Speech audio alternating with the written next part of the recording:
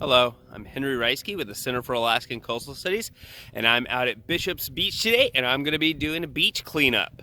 I have some equipment with me that's going to help me do this, as well as gather some data on what I'm able to clean up. Let's take a look at what I brought with me to help me clean the beach and get that data. So this here is what I've brought along. I got a yellow, big, heavy-duty trash bag. I also have some gloves. There's things out here that I might not want to touch, and there's things out here that might not be safe for me to touch, so I brought those gloves along with me to help protect my hands. Underneath, you can see I have another bag. This is a reusable bag. I like to use those just so I don't have to use these disposable trash bags every time, and it's a little more sturdy. So for anything I found that I thought might tear that yellow bag, I have this blue heavy-duty bag. And then right down here in the middle, this is an International Coastal Cleanup data sheet, and that's what I'm going to be tracking what I find on. You can see here, it's got a little bit of preliminary data on the back. It's asking basically where I am and how many people are out on this cleanup. Today it's just me, and I already had that filled in. Bishop's Beach. Here in Kachemak Bay, we do something called coast walking, so that's why you see a zone number on there. Bishop's Beach just happens to be that zone.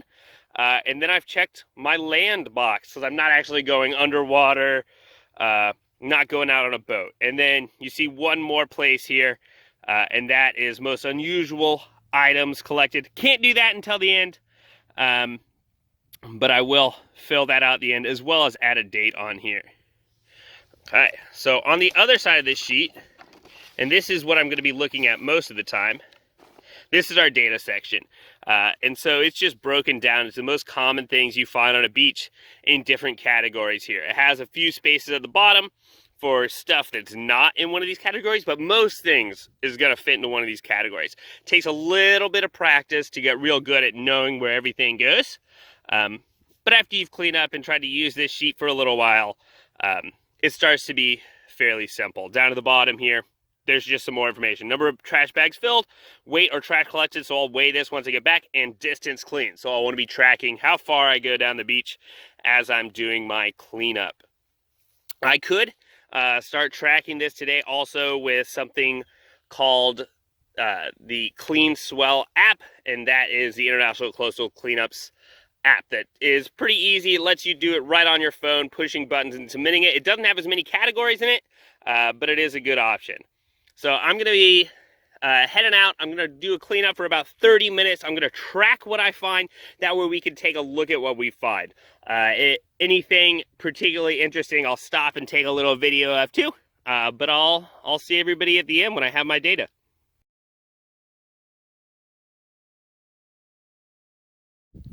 I just got started when I wanted to share some people about my cleanup.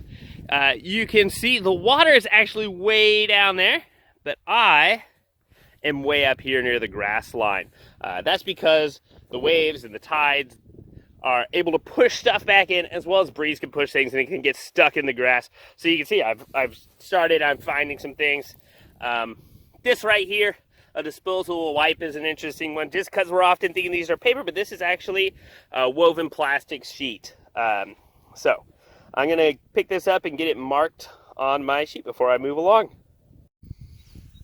I got here another pretty common sight in Kachemak Bay, and that is little pieces of broken styrofoam. So they aren't super obvious when you're walking along, but once you get down, they start to be real obvious. And they're kind of just everywhere. Stuck up under this log here, all mixed in with the sand. And this is one thing that makes styrofoam really dangerous for the environment, is that as it gets out into the ocean, it's going to start breaking up. And so you might have one big piece of styrofoam to begin with, but you're ending up with all these little pieces that get mixed in with the sand and become really difficult to pick up. So I'm going to go through this sand and pick up all the little pieces I can. They get counted right here on my data sheet under tiny trash, less than 2.5 centimeters.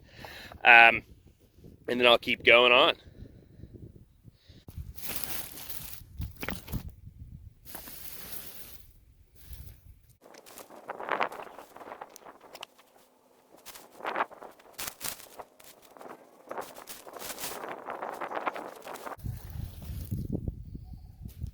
Okay, I'm gonna keep moving on, but in this spot, just this one square meter, I found about 30 pieces of styrofoam.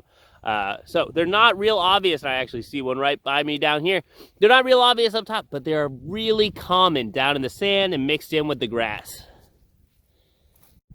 The other place where you end up getting a lot of debris collected is in the rack line. So this area where the high tide came to when it was up, and you see all these sticks and natural materials lined up here, but mixed in with that is gonna be plenty of plastic. I just pulled a few bottle caps out of this one, but you can see another piece right down here.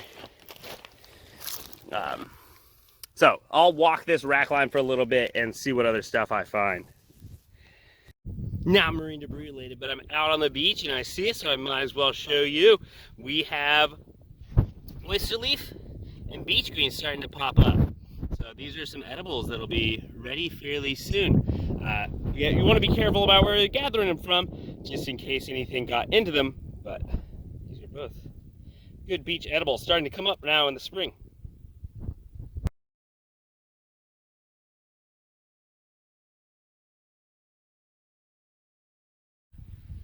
Another really common marine debris item, and in fact the most littered item in the world here, cigarette butts. I started my cleanup a little bit past the parking lot here at Bishop's Beach.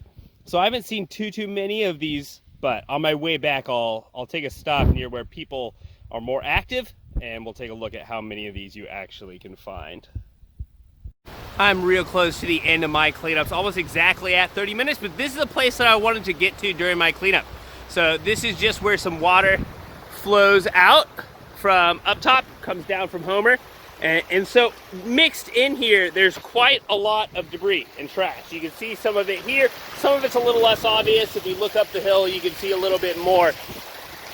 And so I wanted to get here just to show, even if you're not at the beach, wherever you are, any trash can end up coming down to the beach through methods like this, through being washed away by water, especially right now in the spring, lots of water coming down, being blown by wind, and so trash can move down to the beach from somewhere else. I'm gonna gather up what I can see, and then that'll be the end of my cleanup here. I walked up that drainage here just a little bit. I just wanted to show you all what you can find down in here. So all of this stuff has been washed down from Homer, and I definitely won't be able to get everything in this creek, but I'll grab some of it before I head back.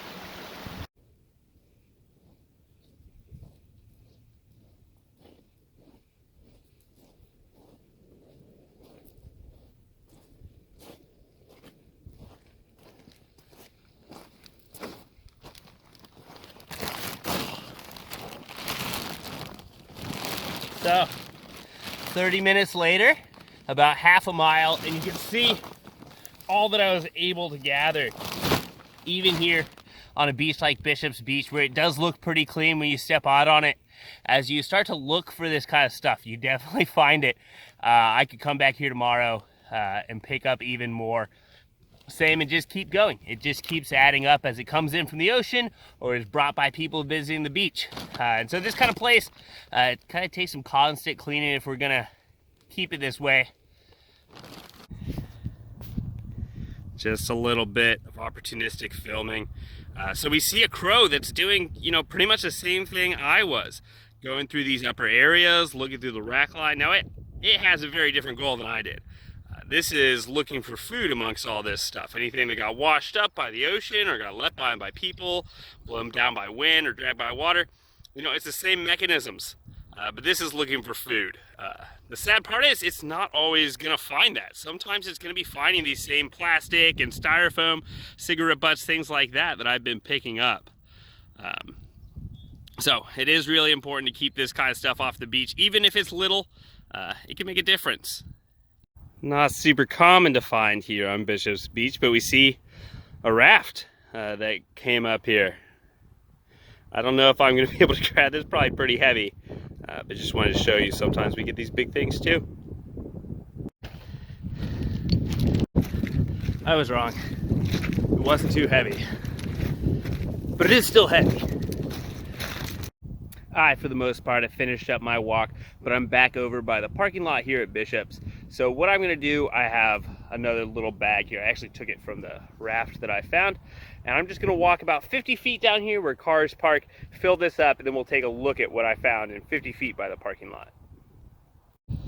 Okay, so here it is down by the parking lot, about 50 feet worth of trash. Fills up a pretty good amount of space. Not a lot different than what I was finding a little bit down. More cigarettes, some more food wrappers. Very similar though today. Oh, also a wallet. It's got ID inside though, so we'll try to find that person. So here it is, the trash from my cleanup at Bishop's, with hauling back that raft and doing the parking lot. It's over 30 minutes of cleaning here, but not too much really. And I end up with this pile. And now I have the final challenge of putting that pile inside that car. I'm going to take it back to Coastal Studies. I'll look at my data, try to figure out what it's telling us, and then we'll talk about it.